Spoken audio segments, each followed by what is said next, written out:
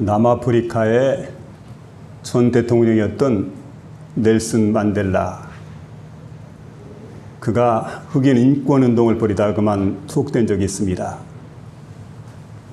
근데 자기 딴에는 정의로운 일을 하다가 투옥되었다는 이 사실 때문에 참 너무 억울하다 이렇게 생각을 했는데, 자신이 투옥되어 있던 감옥에 보니까 너무 환경이 열악해서 마치 지옥과 같았습니다. 변호사가 자신을 찾아와서 면회를 하는데 그는 이렇게 분통을 터뜨렸습니다. 여기는 지옥이야, 지옥. 완전 지옥 같은 환경이었죠. 근데 세월이 좀 지났습니다만은 도무지 환경이 바뀌지 않습니다. 어느 날 문득 생각해 보니까 자신의 복역 기간이 끝나는 날까지 환경은 절대로 바뀌지 않을 것이다 하는 생각이 마음속에 들어오면서 그는 마음속에 큰 낙심을 하게 되는데, 그러다가 문득 이런 생각을 하게 됩니다. 그러면 내가 내 마음을 한번 바꿔보자. 그리고 그때부터 마음을 바꾸기 시작을 합니다. 그랬더니요, 감옥이 견딜만 합니다. 그리고 좀 시간이 지나서 다시금 변호사가 면회로 왔습니다. 그래서 이제 그를 위로하는 말이, 수감 생활하느라 얼마나 고통이 많습니까 하고 위로하게 되니까, 그때 넬슨 만델라가 이렇게 대답을 합니다. 아닙니다. 이곳은 바로 천국입니다. 깜짝 놀랐습니다. 아니, 그러면 감옥의 환경이 많이 개선됐다는 말입니까? 감옥이 개선된 게 아니라 내 마음이 개선되었지요. 내 마음이 변화가 되었어요. 그러고 나니까 감옥이 바로 천국과 같다고. 여러분, 뭘 이야기하고 있습니까? 우리가 인생을 살아감에 있어서 외적인 환경 조건을 굉장히 중요시 여깁니다. 그런데 외적인 환경 조건보다 더 중요한 것은 마음이 중요하다는 사실입니다. 내 마음이 중요해요. 어떤 마음을 품느냐, 어떤 마음을 가지느냐. 물론 우리가 육체를 가진 인간이기 때문에 외부 환경을 완전히 초월할 수 없지만, 마음을 잘 관리하게 되면 열악한 환경 조건 가운데서도 얼마든 행복을 누리며 살아갈 수가 있습니다. 성경을 보면 마음 관리에 관한 성경 구절이 많이 나오게 되는데, 그 중에서 잠언 4장 23절을 보게 되니까, 모든 지킬 만한 것 중에서 내 마음을 지키라.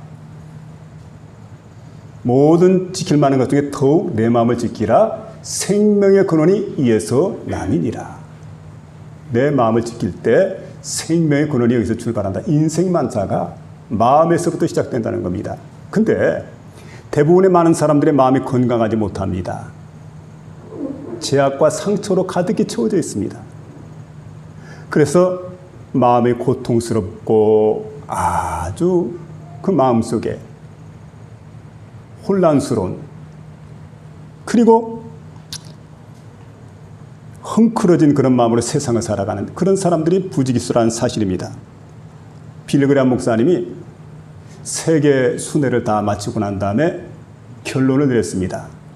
전 세계는 한 가지 질병을 앓고 있다. 근데 그 한 가지 질병이 바로 무엇인가 하니 마음의 질병이라는 겁니다. 사람들은 생각을 합니다. 전 세계 문제는 경제 문제라고, 전 세계 문제는 정치 문제라고, 전 세계 문제는 군사적인 문제라고. 그러나 빌리그레암 목사가 정확히 진단했습니다. 전 세계 사람들의 문제, 전 세계의 문제는 바로 마음의 문제라는 겁니다. 문제의 근원이 마음에 있다는 거죠. 인생이 망가지고 세상이 혼란스러워진 근본적인 원인이 어디에 있느냐? 바로 마음이라는 겁니다. 인간의 마음이 가장 추하고 더럽습니다. 가장 부패한 게 바로 우리 인간의 마음입니다. 그래서 여러분, 이 마음의 문제를 해결하게 될 때 인생만사가 해결되어질 겁니다. 오늘 본문에 보면 호세아 시대 때 지금 기록되어진 그런 말씀인데, 이때 백성들이 하나님을 떠났습니다. 그리고 온갖 종류의 악을 다 행했던 그런 시대입니다. 하나님께서 그들에게 번영을 주셨어요. 잘 살게 해줬으면은 하나님께 감사하고 찬양하고 하나님께 영광 돌리고 예배 잘하고 하나님 중심으로 살았으면 좋겠는데, 하나님을 떠났습니다. 그리고 우상을 섬겼습니다. 죄악을 일삼게 되었습니다. 그리고 온갖 거짓이 난무하는 사회를 만들어버렸습니다. 자, 이런 사회가 되었는데 여러분, 이 사회는 정말 구제불능한 그런 사회 아닙니까? 이때 하나님을 떠나서 영적으로 무감각해진 그런 이스라엘 백성들에게 본문 12절에 바로 호세아 선지자가 이렇게 말합니다. 너희 묵은 땅을 기경하라. 너희 묵은 땅을 기경하라. 이게 무슨 말씀이냐면, 여러분, 묵은 땅, 오랫동안 농사를 짓지 않아서 그냥 내버려진 땅입니다. 그런가 하면 생땅입니다. 이 땅을 갖다가 갈아엎어서 좋은 전답으로 만들어라. 요즘 같으면 간단합니다. 포크레인 불러가지고 그냥 엎어버리면 끝납니다. 그러나 당시에는 좋은 농기구가 없던 그런 시절입니다. 여러분, 어떻게 해야 되겠습니까? 먼저는 거기에 비가 오기를 기다리는 겁니다. 그래서 흡족한 장마비가 내리게 됩니다. 그러면 땅이 굉장히 부드러워집니다. 잡초를 제거할 수가 있습니다. 잡초를 다 뽑아버리는 거죠. 그리고 난 다음에 땅을 파가지고 돌멩이를 다 제하는 겁니다. 그리고 마지막에 보습쟁기로 갈아엎게 됩니다. 그러면 좋은 전답이 되는 겁니다. 여러분, 오늘 이스라엘 백성들의 마음이 어땠습니까? 그들의 마음이 바로 굳어버린 마음, 완악한 마음, 길가와 같은 마음, 이런 마음, 돌짝밭 같은 마음. 그래서 여러분, 하나님의 은혜가 그들에게 임할 수가 없어요. 하나님 말씀이 그들의 마음속에 심겨질 수가 없습니다. 그래서 그들에게 너희 마음밭을 기경하라고, 묵은 땅을 기경하라고 하나님 여호와께서 호세아 선지자를 통해서 이렇게 말씀해 주고 있습니다. 그러면 이스라엘 백성들이 어떻게 해야 되겠습니까? 먼저 참회의 눈물을 흘려야 됩니다. 많은 눈물을 흘려야 돼요. 그리고 그 마음속에 있는 죄악의 잡초를 다 뽑아내야 됩니다. 그리고 황량해진 마음의 돌짝밭을 갖다가, 돌을 갖다가 다 걷어내야 돼요. 다 제거해야 돼요. 그리고 난 다음에 회개의 보습쟁기를 가지고 완전히 마음밭을 갈아엎어야 됩니다. 그럴 때 그 마음이 부드러워지고 옥토가 됩니다. 이제 하나님 말씀이 들려와요. 하나님의 은혜가 그대로 임하게 됩니다. 그래서 먼저 해야 될 일이 뭐냐? 너희의 묵은 땅을 기경해라.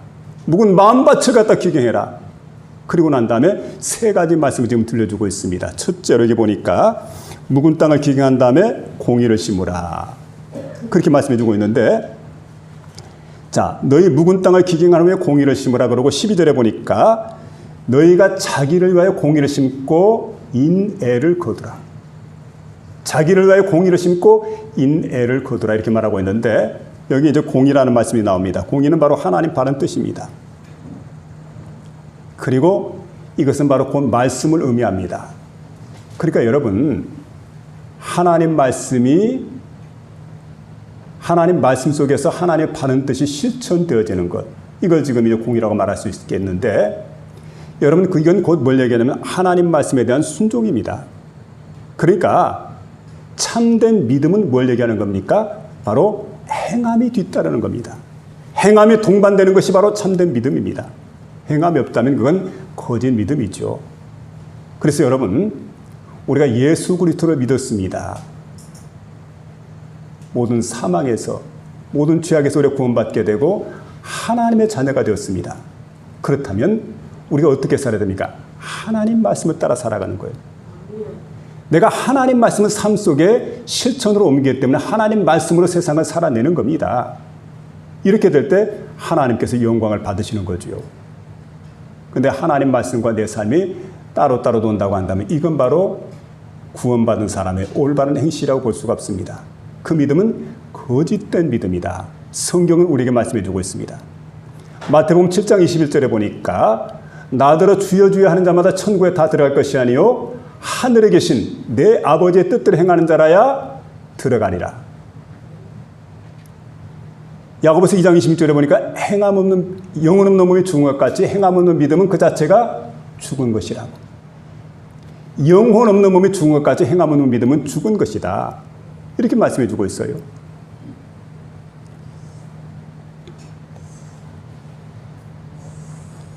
안타깝게도 호세 당시 사람들을 보니까 의로운 생활을 살지 못했습니다.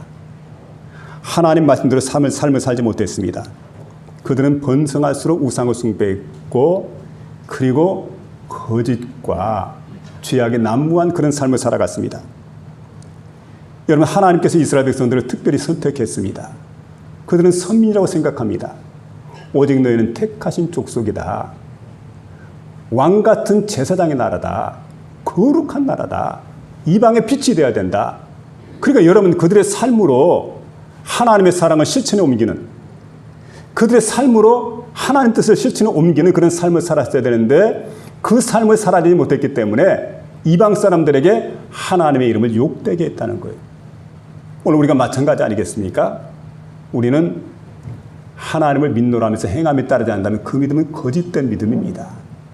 내가 하나님 말씀을 마음속에 새겨가지고 그 말씀을 삶 속에 그대로 실천에 옮기는 겁니다. 말씀의 삶을 살아내는 겁니다. 그럴 때 이방인들에게 하나님의 영광을 드러내는 거예요. 하나님의 이름을 높이는 겁니다. 근데 만약에 그렇게 살지 못하면은 하나님의 이름을 욕되게 하는, 이스라엘 사람과 다를 바가 없다는 거죠. 이런 이스라엘 백성들이 하나님 말씀을 떠나게 될 때 그들의 멸망은 사필규정입니다. 우리가 다시 한번 이스라엘 백성들의 멸망하는 과정을 바라다 보면서 역사적 교훈을 삼아야 됩니다. 타산지석을 삼아야 되죠. 아, 이스라엘 백성들이 이렇게 하나님 떠나니까, 하나님 말씀 저버리니까, 그리고 자기들이 원하는 삶을 살았기 때문에 결국은 이스라엘 나라가 멸망을 당했구나. 이걸 생각하면서 우리는 다시 한번 어떻게 살아야 되냐? 의의를 심어야 된다는 거예요. 의의를 심기 위해서 애쓰고 힘을 쓰는 저와 여러분 될 수 있기를 주의 이름으로 부탁을 드립니다.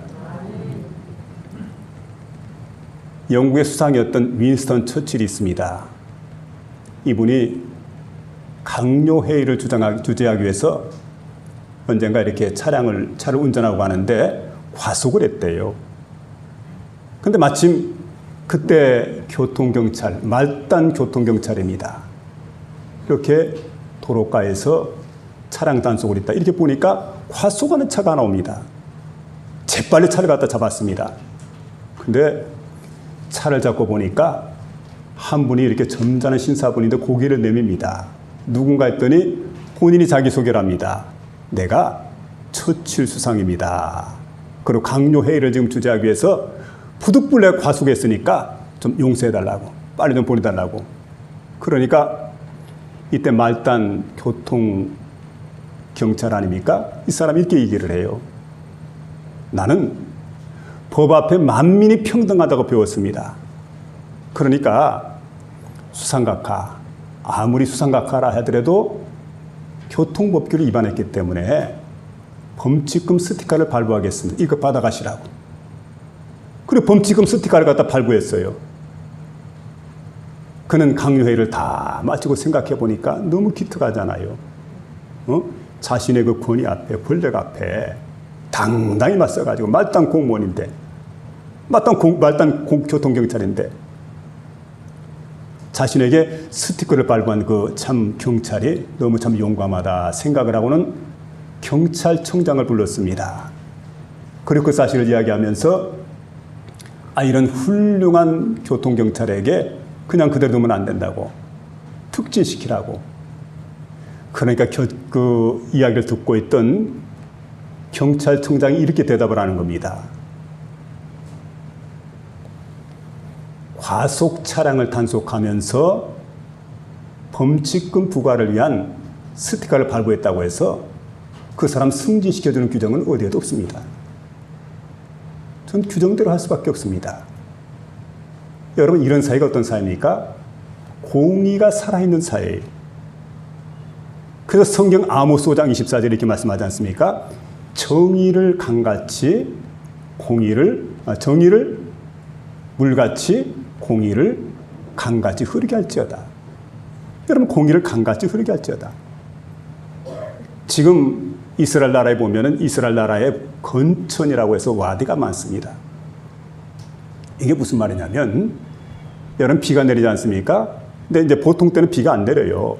건기 때는 말라 있다가 우기 때 비가 내리게 되는데 한 번씩 집중호우가 내리게 되면 많은 물이 흘러내려갑니다. 그럼 평소에는 물이 없다가 이곳에 많은 물이 흘러가기 때문에 비가 막 내리고 홍수가 지는 그때 보면 강을 이루게 됩니다. 그걸 가리켜서 건천, 와디라고 그래요. 근데 이런 와디에 보면 물이 있다가 물이 없다가 물이 없는 기간이 더 많죠. 그러니까 여러분, 하나님의 공의가 시행되게 되는데 여러분 생각해 보세요. 우리나라에 예수 믿는 사람들이 하나님의 공의를 갖다가 하나님의 뜻을 갖다가 실현에 옮겨야 되는데 어떻게 하느냐? 바로 강물처럼 우리가 실행해야 된다. 강물이 어떤 강물입니까? 우리나라에 있는 4대 강을 생각하면 쉽게 이해가 됩니다. 한강이 있습니다. 낙동강이 있습니다. 섬진강, 금강이 있습니다. 이런 강들을 보면 사시사철 물이 마르지 않습니다. 항상 강에 가면 물이 풍족합니다. 이것이 강들의 특징입니다. 이 물이 마르면 큰일 나게 되죠. 여러분, 항상 물이 마르지 않는 것처럼 항상 이 나라에 하나님의 공의가 실현될 수 있도록 해라. 하나님은 지금 그것을 원하고 있어요. 여러분, 그런 나라를 만들어가고 그런 삶을 실천옮기는 저와 여러분이 될 수 있기를 주의 이름으로 부탁을 드립니다. 돈이 있고 없음에 따라서 법의 잣대가 틀려지는 사회. 이런 사회는 여러분, 공의가 돈 때문에 바르게 집행되지 못하는 그런 사회입니다. 권력이 높고 낮음에 따라서 법의 잣대가 달라지는 사회. 이런 사회는 여러분, 그 공의가, 하나님의 정의가 바로 권력 때문에 바로 서지 못한 그런 사회가 될 수밖에 없습니다. 그런가 하면 여러분, 인맥에 따라서 내 편, 다른 사람의 편 해가지고 편에 따라서 법의 잣대가 달라지는 사회. 그런 사회는 어떻습니까?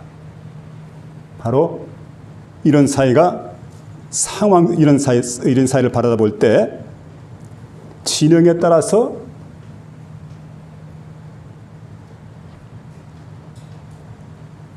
바로 공의가 바로 집행되지 못하는 이런 불법적인 사회가 되는 겁니다. 그래서 오늘 본문은 우리가 말씀해 주고 있죠. 우리가 세상을 살아갈 때 어떤 세상을 만들어야 되느냐. 공의를 물같이, 정의를 하수같이 그렇게 흐를 수 있는 강물 같은 그런 그 사회, 항상 강물이 흘러가는 것처럼 공의를 이 땅에 흐르게 할 수 있는 그런 복된 성도 여러분 될 수 있기를 주의 이름으로 부탁을 드립니다. 두 번째는 하나님을 찾으라는 말씀이 있습니다. 12절 보시면 너희 묵은 땅을 기경하라. 지금이 여호와를 찾을 만한 때니 마침내 여호와께서 찾아오사 공의를 빛처럼 내리시리라. 이렇게 말씀해 주고 있습니다. 무슨 말씀이냐면 여러분, 마침내 여호와께서 찾아오신다. 이 말씀은 아드 야보입니다. 이게 원어인데 그가 오실 때까지 이런 말씀입니다. 여호와께서 오실 때까지 오셔서 뭐랍니까? 의를 빛처럼 내리십니다. 공의를 빛처럼 내리십니다. 그때까지 일시적으로 하나님을 찾는 게 아닙니다. 한두 번 찾다 끝내는 게 아닙니다. 하나님을 찾되 어떻게 찾게 되느냐? 여러분, 포기하지 않습니다. 인내하면서 찾습니다. 간절히